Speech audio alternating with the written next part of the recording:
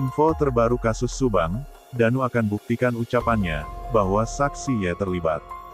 Namun sebelum kita lanjut, mohon luangkan jari Anda untuk menekan tombol like, komen dan subscribe, agar kami lebih semangat menyajikan berita-berita terupdate untuk Anda, dan tonton video ini sampai habis, agar Anda tidak setengah-setengah dalam mencerna sebuah berita.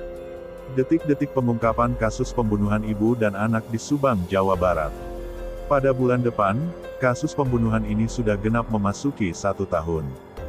Dan sampai saat ini pihak kepolisian belum juga mengumumkan nama pelaku pembunuhan. Di awal kejadian, tentunya kita pernah mendengar bahwa saksi Danu pernah membuat pernyataan terkait saksi Y yang kemungkinan terlibat dalam kasus pembunuhan. Kemungkinan saksi Danu akan diperiksa kembali oleh tim penyidik atas ucapan yang ia sampaikan.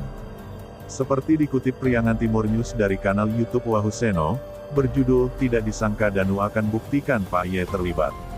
Awal mula berita beredar terkait ucapan Danu yang menyebut bahwa saksi Y terlibat dalam kasus pembunuhan adalah dari saksi Yoris. Ia mengatakan bahwa saksi Danu menyebut hal demikian, namun pernyataan tersebut tidak ditandatangani oleh Danu.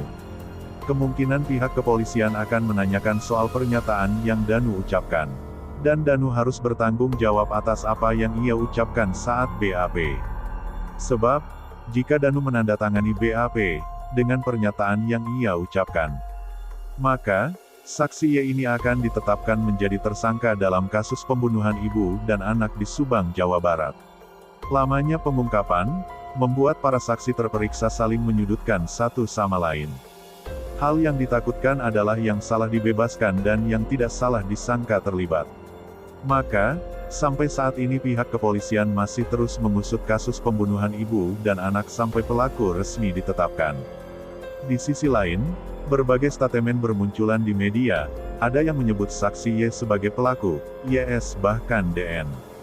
Ada juga yang menyebut motif dari kasus pembunuhan ini adalah cinta segitiga, harta, persoal yayasan dan lainnya.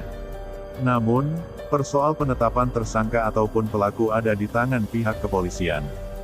Boleh berasumsi tapi jangan memframing terkait si A atau si B sebagai pelaku atau dalang dari pembunuhan. Seperti dikutip Priangan Timur News dari kanal YouTube Anjas di Thailand berjudul, Y dan Is ditetapkan sebagai pelaku Subang sebenarnya. Petik 1. Di awal kejadian, Y sempat disudutkan sebagai pelaku atau orang terlibat. Bahkan mungkin sampai detik ini pun, masih banyak pemberitaan juga dari netizen yang berkomentar hal tersebut. Bahkan saat ini para saksi terperiksa malah seperti saling menyudutkan satu sama lain. Baru-baru ini, banyak pemberitaan media yang menyudutkan saksi YS. Ia adalah anak tertua sekaligus kakak kedua korban.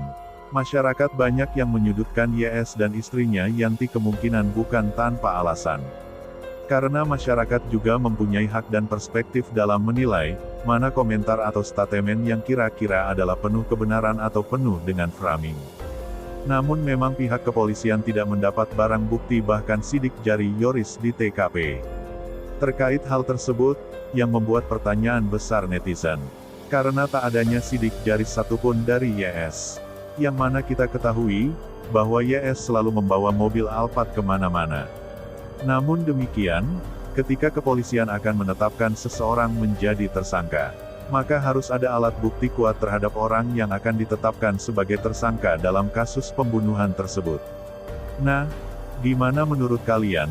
Terima kasih telah menyimak video kami, nantikan video menarik lainnya hanya di channel UpInfo.